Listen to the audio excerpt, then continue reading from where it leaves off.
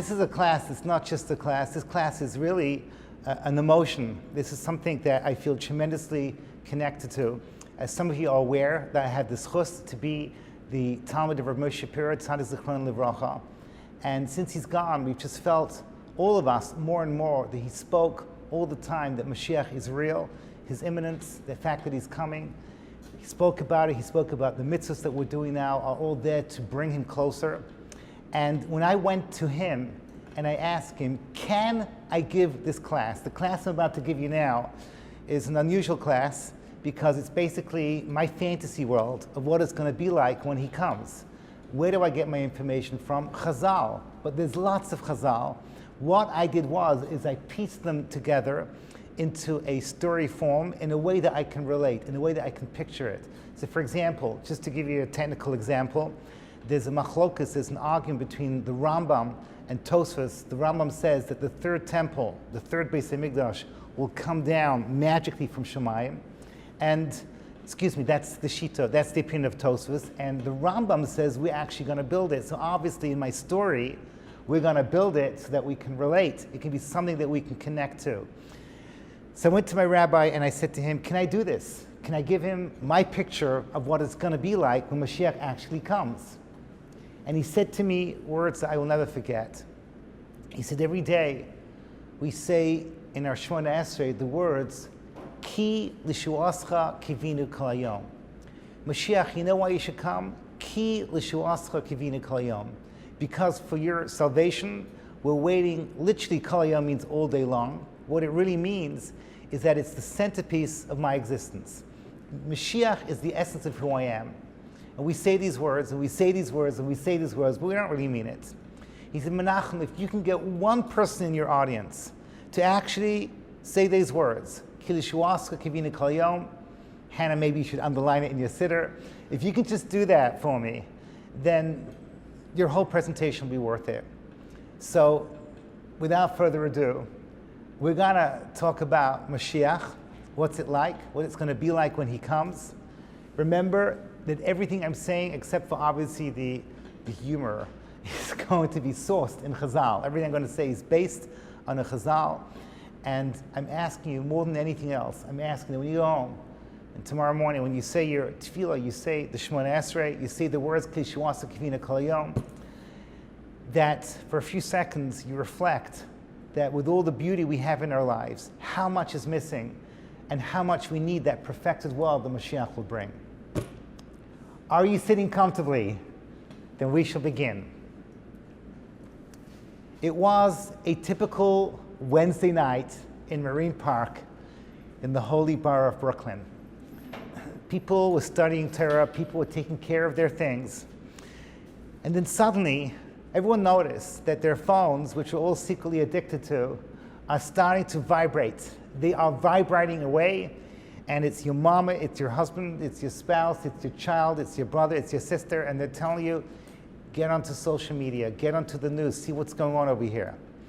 And then, most importantly, is that you get a communication from your local synagogue, your local shul, that the Rav would like to speak to the community as soon as possible, because in Yerushalayim, the holy city, they have just announced that they have met the Melech Mashiach, and this is real, and he would like every single one of us to come and greet him this following Tuesday, to give us a few days to get there. He's asking everyone to be there at a ceremony to introduce the Melech Mashiach. So our first reaction is, is this color war? What is happening over here? It's something ridiculous over here, okay? There's no way this is true. But when you see that this is being covered by CNN and Fox News, and they're saying the same thing, this is like insane. You realize, the BBC is finally saying it the way it is. Suddenly you realize, wait a second, could this be true? And you go to your local shul, and the Rav is telling you, we are arranging, as per instructions from the senior rabbis in Yerushalayim, in Jerusalem, the holy city, we are arranging a group flight for our shul. Anyone can get on a plane. We're going to be there next Tuesday. We're all going to be there. And then something incredible happens, something that has never been seen before in the history of mankind. Every single Jew buys in. Every single Jew across the planet, they're trying to get on planes, they're trying to find any form of transport to take them to Yerushalayim, the holy city. So it's not just here in Flatbush Marine Park in Brooklyn. People are coming from Queens, you know what I mean? Like way out there. Out of towners are going over there. My wife is from Memphis, they're sure going down yonder. South Americans are coming. Copacabana, Mashiach's coming. Canadians are coming. This is like in Europe, although the British are coming. Jolly good show, dare say, anyone from Mashiach? The French? We would do fromage and petit pain. The Germans are saying, yeah, we will be there punctually. Italianos, they come with the pizza, with the mama used to make. The Russians come with mafia contacts. And South Africans, of course, okay, lekker sis and crack, we're going to bring our biltong. And of course, Australians coming. It's my friend Bruce, this is Sheila, nice to meet you nice. Everyone who can get on a plane is arriving one after the other. Ben Gurion Airport, every 60 seconds, another flight. The Route 1 from Tel Aviv to Jerusalem is so full until finally, you make it there.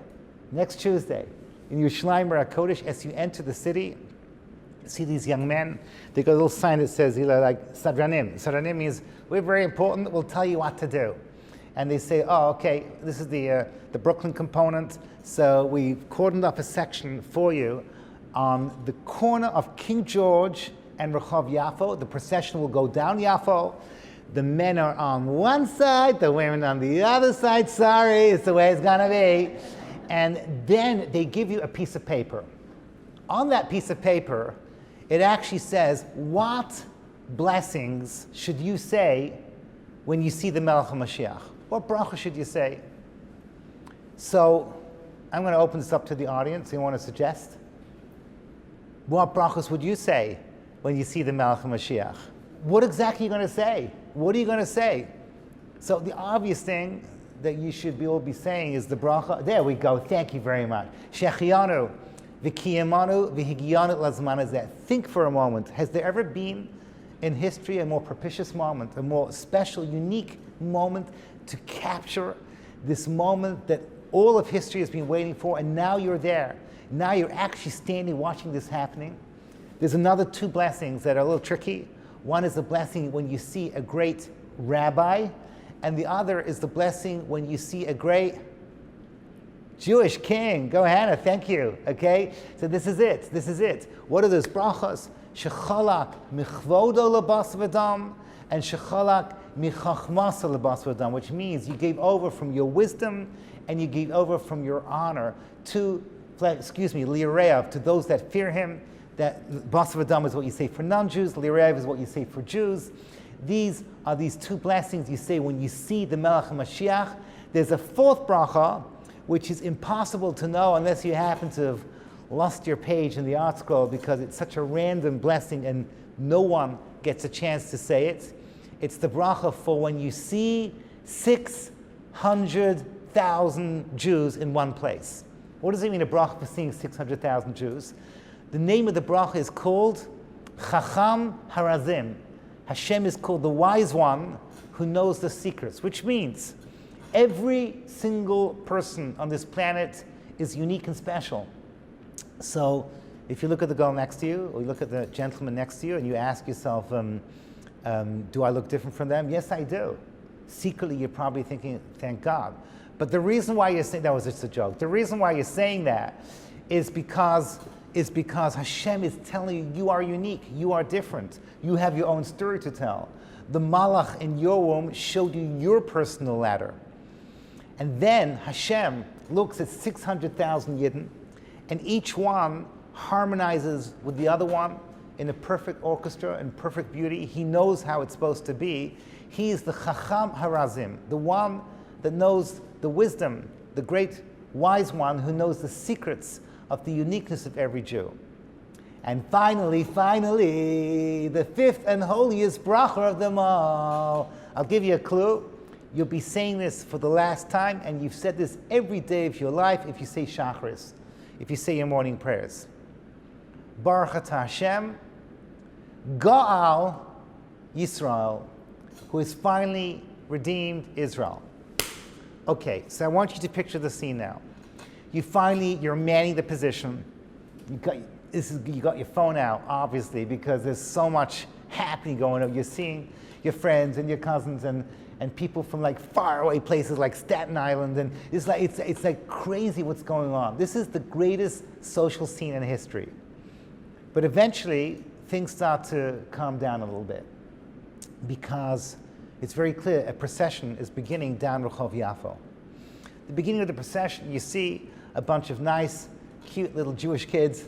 And I just want to tell you how long I've been giving this class, because when I first told this story, I used to say over that my son is right there singing, Yamim al Yamei Mel, but now he's 16, so I'm going to throw in my grandson, Shlomo. The point is that it begins with this sort of beautiful children who are dressed in their Shabbos finery, singing the praise of the Melech HaMashiach. They go past, you take your pictures. After that is the procession of Gedolim. Now this is an unusual procession because every type of Torah is represented in front of us. And everyone is together, linking arms, Ki'ish Echad, B'Lev Echad, the beautiful harmony. When everyone is together, everyone with their tremendous simcha in their hearts. And it's very clear that the Gedolim are with one heart, that when they saw that man, they knew this has to be the right person. And they go past. And when they go past, suddenly you see in the far distance something that looks like a bright light. And you're watching it. And as it gets close to you, you notice that everyone around you is being quiet. No one has to tell you to turn your phone off. Everyone understands that what is about to happen, you do not want to capture on your social media. You want to capture in your hearts. You want to capture inside of you forever and ever. And as this bright light comes closer and closer, you start to discern that it is actually a human being riding on a simple donkey.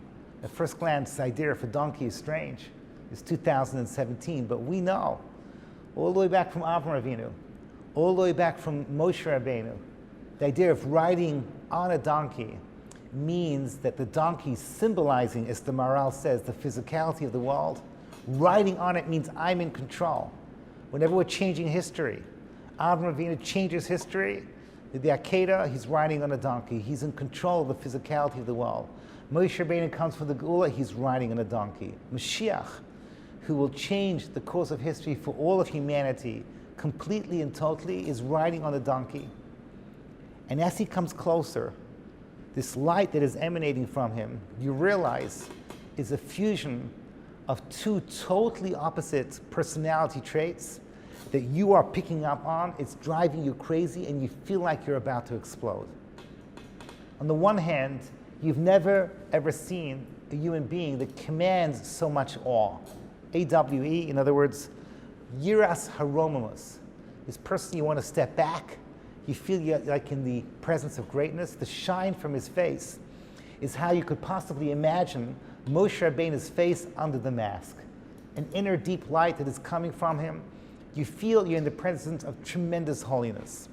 But at the same time, at exactly the same time, this man's face radiates so much love, so much Ahavas Yisrael, like a great-grandfather coming back to you with his arms outstretched. He's so happy to see you, just want to rush towards him. And this extreme love and this extreme awe is coming together inside of you. And you realize how it must be that this is why the Gedolim have chosen him and understood he is the man that we've been waiting for thousands of years in our prayers and in our tears and in our hearts. You take out your piece of paper, you say Shechianu v'kiyamanu v'higiyanu lazman hazeh. You say this bracha for seeing a great king, the bracha for seeing a great rabbi. Then you look around you and you realize how privileged we are to be part of this beautiful nation called Klal Yisrael, the Jewish people. You see it from every corner of the world. I was making fun of it beforehand, but it's so beautiful when you think about it. We're all different stripes and different types, but here we're all together with all our history, and each one unique and special, each one beautiful in their own way. and you say the bracha Chacham Harazim. And finally, you look at that last bracha, and your heart is pounding, and tears are starting to well in your eyes. You look around you and you notice that everyone else is crying too. These are not tears of sadness. These are tears of so much joy, of so much happiness to be living this moment, this awesome moment. When we look at the strength that you have, you say that final bracha, the bracha of the final redemption. Baruch atah Hashem, Go'al Yisrael, who is finally, once and for all, for the last time, the complete and total redemption. Mashiach goes past, Mashiach heads towards the Kotel, the Western Wall. You look around and say, what now? And the Sadranim, remember those guys, the yeshiva guys who were telling you what to do? They're saying, okay, everyone go home, show's over, go back to Flatbush. And before you know it, you're back here, you're back in Landau's, you're back on Avenue J, and you ask yourself, was this real, or was it just one big dream? But it was not a dream, because the next day, it's already happening. The next day you read the newspapers, and the whole Islamic nation is swearing allegiance to the Melech HaMashiach. I have to interject at this point now, because it sounds ridiculous, because today they are our biggest enemies. But yet the rabbis teach us that they're the first to come back, because our biggest enemies before Mashiach comes are actually, historically, the closest to the house of Abraham is the children of Ishmael. And you're watching the celebrations in the Gaza Strip. You're watching, this is happening, Morocco, and in Tunisia, and in Libya, and in Algiers, and in Sudan, and in Egypt, and they're all going, Mashiach, he's a special guy. He's Saudi Arabia, Yemen. You see the Gulf states, Iraq, Iran, Pakistan, Indonesia. You see right over here, in Israel, in Gaza, in Lebanon, in Syria, all the different sides, in Turkey. Every place where you find a Muslim, they are swearing allegiance to the Melech HaMashiach. My wife, who's hopefully asleep now, but she works in Shafnas, you'll know that. And she gets a phone call. Hello, this is Ahmad Ibril Jabril. I come from ISIS. I want to help out in seminary. Is this some kind of a prank call? No. I love Jews. I want to help. This is insane. What can you do? I make very good eggs. I want to work in kitchen. The rabbis tell us that people will want to help Jews, and they're offering their services. They're insane. This is beautiful, ladies. This is absolutely wonderful. Things at this point now can only get better. Is that right? Not so fast. Not so fast. I wish I could say that things are just going to get better. It just does not work that way. Because the rabbis teach us at this stage, little by little, bit by bit, we start to notice that there's tension between us and our non-Jewish neighbors. Not all our non-Jewish neighbors.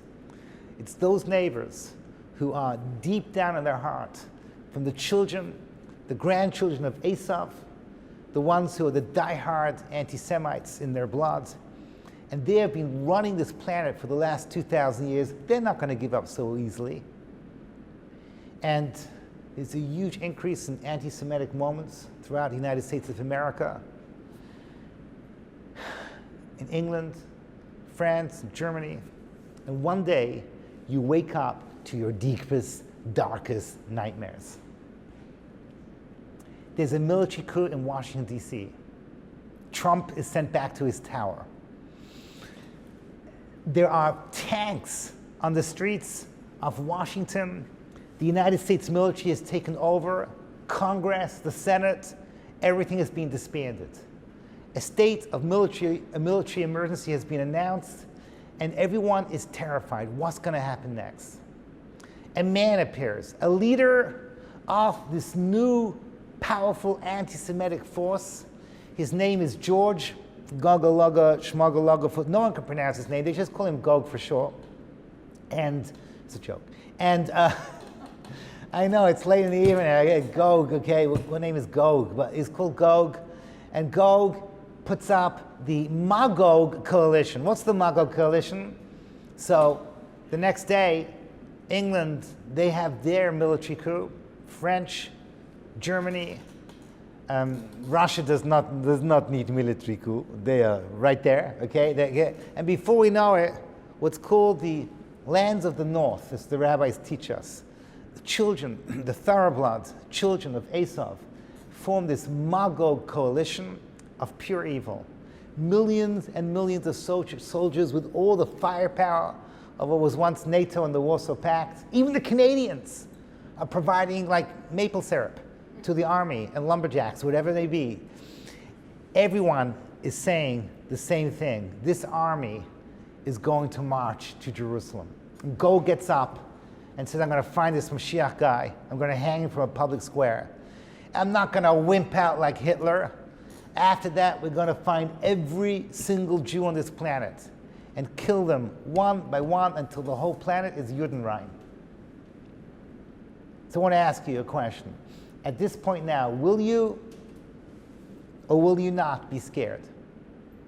Flappishko. You have a name, right? No. Okay. Will you be scared? Petrified. You'll be petrified. You're going to be scared? So now you know why you came here tonight. Nobody in this room is going to be scared because I'm going to tell you exactly what's going to happen. You heard it first right here. No one needs to be scared. I'll tell you what's going to happen. By the way, it's going to be incredibly scary. What's going to happen is it's going to basically boil down to those who believe in their man, the Melech Mashiach, and those who do not believe in him.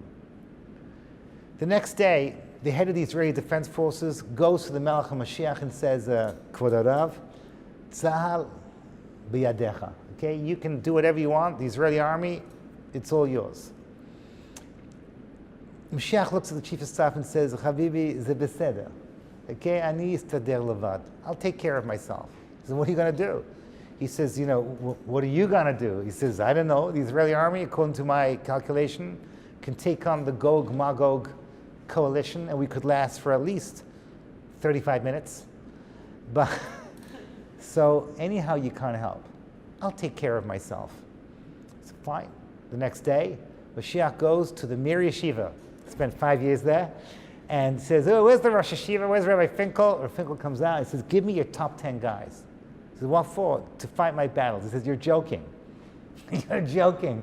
Do you know what my top 5 guys look like? He brings out these like feeble, weedy guys, right? They can't even carry Zapushkol's Barbie suitcase. It's just not happening. It's too heavy for them. They're stock. And these guys in the carrying, they can hardly carry their Gemaras. Meanwhile, he's getting the top 10 guys in Panovich Yeshiva, the top 10 guys in Bris, the top 10 guys in Hebron. Then he gets the top 10 guys from the Gera Beis HaMedrash, from the Belz Beis HaMedrash, from the Visions Beis HaMedrash. And little by little, if he goes to Porat Yosef, from the Sephardim, all the top, he gets like 200 to 300 of the top yeshiva students in the country. Complete spectrum of all the different yeshivas. And he gives them out guns. Half of them are like carrying them the wrong way. And Mashiach says, you guys are pathetic. You are not going to win a war this way. I'm asking you, please, just for a couple of minutes to focus, because I don't want any tragedies going on. When I tell you to shoot, you stop thinking about your Gemara, and you stop thinking about learning, and you focus on what I'm teaching you. I need you to fight this battle.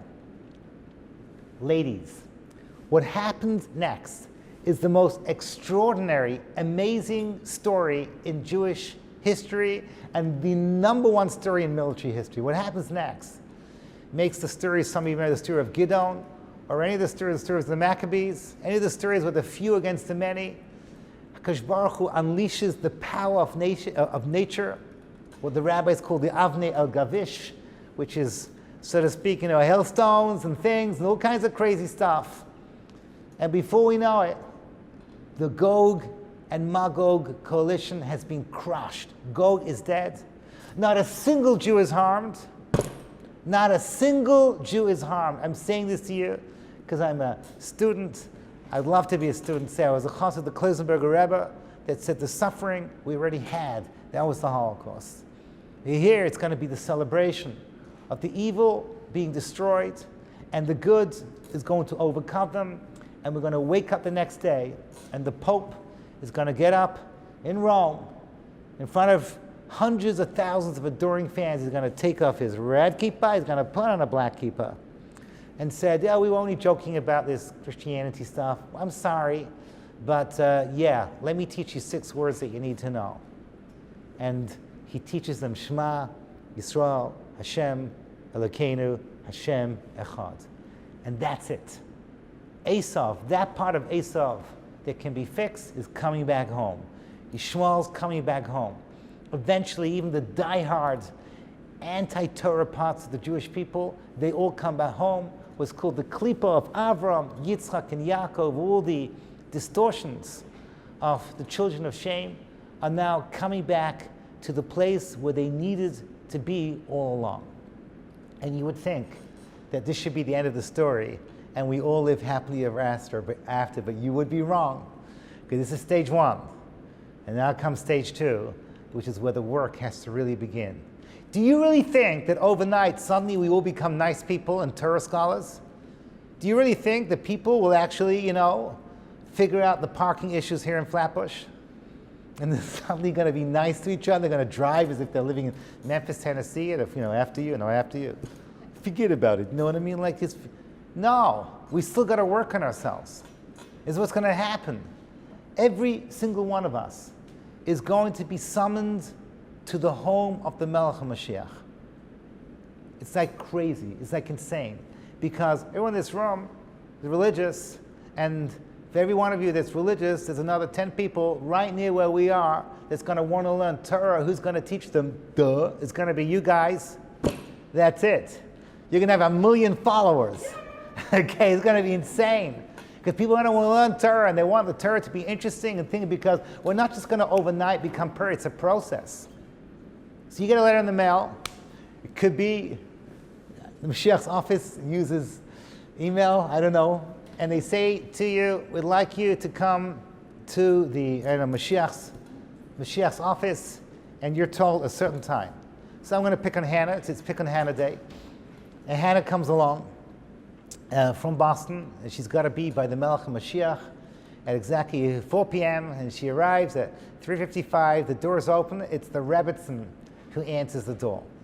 Now, I want to say this slowly, because for some bizarre reason, people forget that Mashiach is married with kids. I don't know why, but somehow deep in our subconsciousness, there are Jews that think that he's like, you know what I mean, like another type of savior. No. He's basically tzaddik, is what he is. He is not God. He is a teacher. He is like Moshe Rabbeinu, and a leader that's going to bring the whole world to the place that we're supposed to be. So the Rebbe comes in and says, Hannah, your timing is perfect, because she's by pure chance. I just took out some chocolate chip cookies out of the, you can be the first one to taste them. And she fills her home in Mashiach's house, and it comes out, the cookies, they're like crunchy on the outside, soft and chewy in the middle. I know you like them. And this is like amazing. It's amazing. And she's calming down, and suddenly says, okay, Mashiach would like you. He comes in. Hannah comes in, and Mashiach says, okay, Hannah from Boston, you want to go back to Torah College? You're not. They need you in Boston. I apologize, but we desperately need you, because Rabbi Nissel said you're an awesome teacher, and we need you to go out there. There's thousands of kids. They're going to want to learn Torah. We're going to work you very, very hard.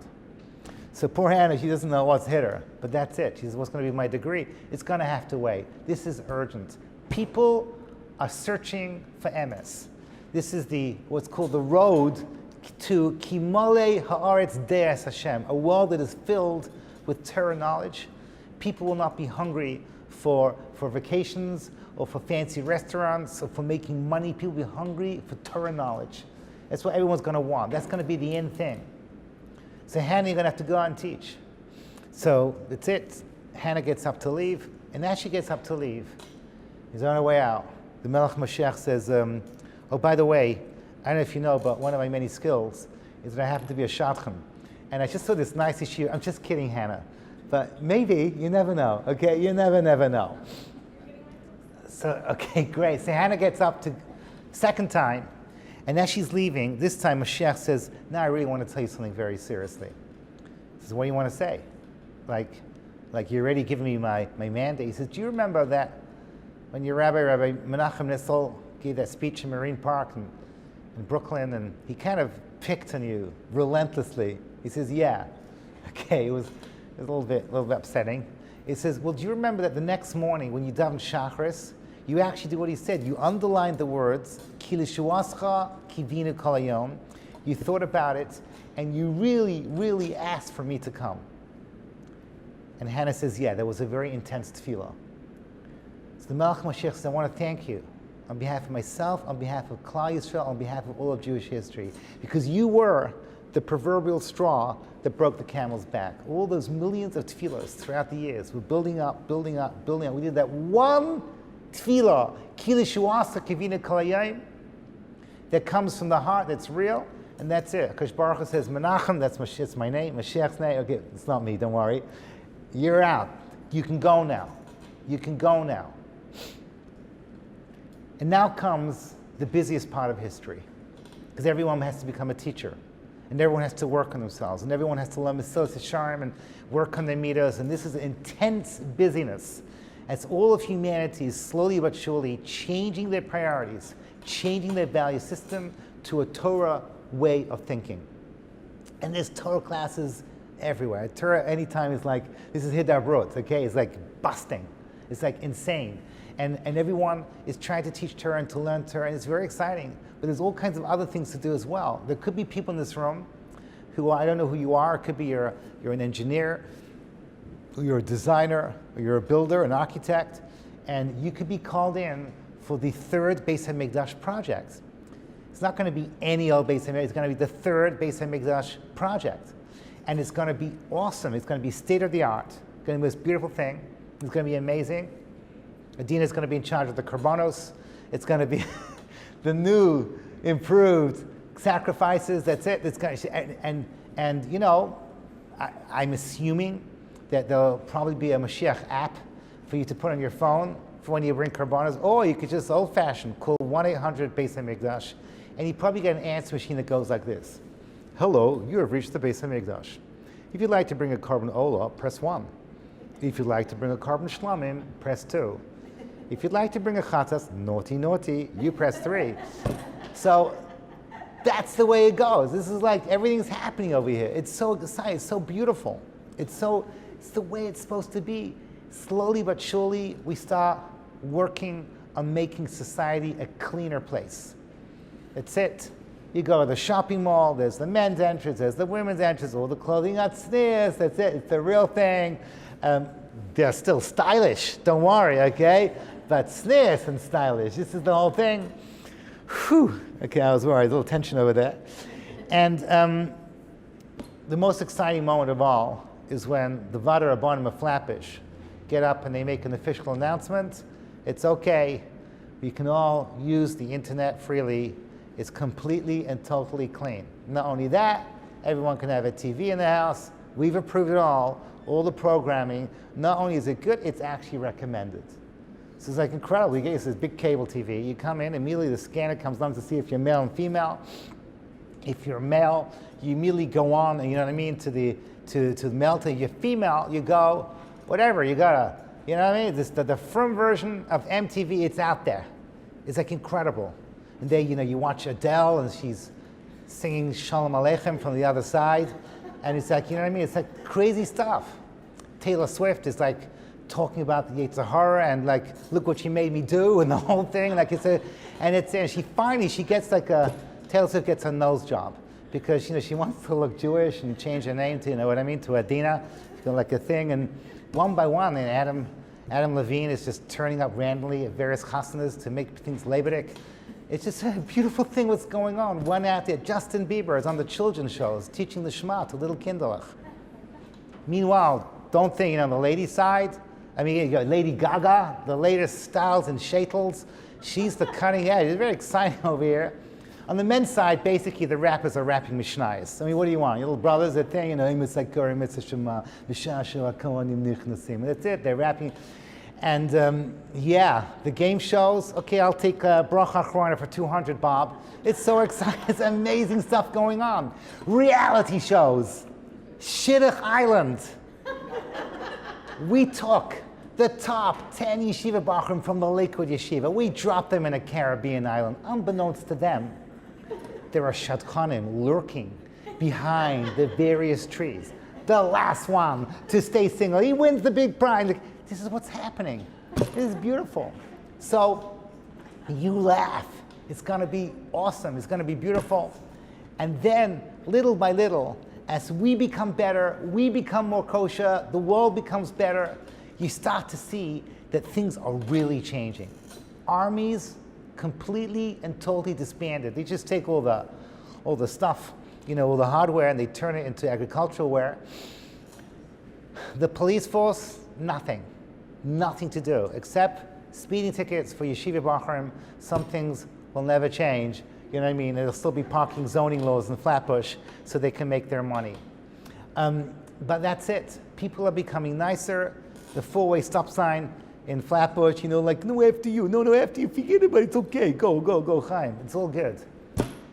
And then, listen to me carefully, as we become better people and we're pumping ruchnius into this world, spirituality is being increased, we slowly but surely watch as the world starts to go back to the way it was when it was originally created. First thing we notice is that we're starting to feel better and look better. I apologize for those of you in the medical health care industries, but that's it. We're not any therapists anymore. We're not going to be doctors. You're going to look in the mirror and you look like a supermodel. Everyone looks beautiful. Clearasil goes bankrupt. Every teenage kid is like celebrating. This is it. It's the most beautiful world out there. We physically feel better. You go to Pomegranate, and they are basically telling you, you have no idea what's coming out of the fields and the orchards today. It is insane because nothing fake exists anymore. Nature is giving out the original foods that originate in Gan Eden, and the tastes and the beauty of everything that we're eating and touching, and not just the food, the smells are going to go back to the original reach. You make a bracha on every single fruit that you make because of the beautiful smells that come out. The perfumes that you buy in the stores are not going to be chemical. Everything is from nature. Music is going to go back to the original complex harmonies that takes you into other worlds of joy and splendor. Everything is going back to the original pristine way that HaKadosh Baruch Hu wanted it. Mashiach says one day, for a holiday, I strongly recommend that you go on Mashiach eco tours. That's it. So, say Hannah's off. She goes to the Amazon, and she heard it's gorgeous. It's like beautiful. And this fine young yeshiva bacher is the guide. Together, don't worry, you're not on your own. There's no yichud issues. And then his son is like it's like a jaguar. I'm talking about not the car, right? The animal starts running to one. Hannah's, I'm so scared. But then yeshiva bacher jumps in front, and the jaguar jumps in yeshiva bacher and starts licking him. That's it, because animals don't attack human beings anymore. All we have is a tzelem lakim that's bursting out. If you want, there could be a happy ending and we could make the shidduch happen if the first one didn't work out. But the point I'm trying to make is that that's it. HaKadosh Baruch Hu and is allowing us to see the beauty of his world. And now I want to come to the end of my presentation. Because you start to think about it, the world starts to become better, and everyone's perfect, everyone's nice, and it starts to get, I'm talking now as an Englishman, it starts to get like annoying, like everyone's like too nice. So what's the purpose of life? You know who first said this? Shlomo Melech, Yomim Ashe'ein Behem Chefetz, days which have no desire, when it seems to be we have no free will, because it's hard to do things that are bad when everyone all the time are just doing good things. And that's the final stages of the Messianic era that Chazal predicted as the world slowly but surely is reverting into what's called the original pristine state of Gan Eden. Because Gan Eden is not some magical Star Trek episode. Gan Eden is right here. Gan Eden is right here. We recreate it. We bring the world back to the way it's supposed to be. And in this last and final era of Mashiach, some of us start to feel like a connection to people that are supposed to be dead, people that we thought were no longer with us. We start to feel there's like this deep, intimate connection with, Zaydas and Bubba's grandparents, or some of, like in my case, parents. and relatives that we thought were no longer with us, and we feel ki'ilu, as if there's a deep, deep, powerful connection, as if death all along was nothing more than an illusion. And you would be right, because death is an illusion. Melech memis, umachaya, umatzmiach Yeshua. Death is nothing more than planting seeds into the ground. And what comes back is nothing more perfect than the beautiful human being that is immortal, that lives forever and ever. And we start to realize that this illusion of death is disappearing in front of our eyes. And one day the Melech Mashiach makes an announcement that he wants to give his farewell speech. Not that he's going anywhere, but his job is now officially becoming redundant. Because what has happened to the whole planet, to every human being, Jew and non-Jew, the children of Shem, Cham, and Yafes, every person on the planet, they have found their place. And every single person is playing exactly the musical instrument that they were created for, meaning that that malach that taught us in our wombs what we're supposed to be doing, we're doing just that. So everyone's playing their instrument in harmony with everyone else. Can you imagine how beautiful that music is? Imagine when every person is playing an instrument to perfection in harmony with every other person in this planet. The name of that symphony is called Hashem Echad. That is exactly when Olam Hazeh turns and becomes that world that we cannot describe, because even the greatest prophets could not describe it except for with metaphor. And that world is Bayei Mahu, Yeh Hashem Echad, Ushmo Echad. It's the final story of how the story of Mashiach ends, is when Olam Hazeh becomes once and for all Olam Haba, that world of total bliss with HaKadosh Baruch Hu. And everything I've said to you in the last 45 minutes, everything I've said to you, except for the stuff about whatever it is, Jerry Springer talking about Hasidim with their payas out, whatever it may be, besides that, everything is going to happen because everything is based on Chazal. But what I can promise you is that when it actually happens, it'll be infinitely more beautiful than everything I could possibly describe. I'm limited how I can tell the story. I know for a fact that when it does happen, it'll be so beautiful and so amazing and you look back at this period of life that we're going through over here and say, what were we thinking that we thought we had it good? What were we thinking that we had it good? We're like in a prison over here compared to the freedom, the infinite beauty of that world that is just imminent. But what's missing? Who's going to be the Hannah in my story? Maybe it's going to be Hannah. But who will be the Hannah in my story? Who is going to be that one person to say, you know what? All the Gedolim talk about it. Rabbi Shapiro was obsessed with it. We say this 3 times a day in the Shemona Esrei. Ki l'shuas kevinu kol hayom. No, maybe it's real. Maybe we can actually say these words from the bottom of the heart, and we can be the one to bring the Melech HaMashiach, where we will be zoche to see it and enjoy it together with the laughter and beauty and inspiration and infinite good that world will bring. Meher v'yameinu. Thank you so much for listening.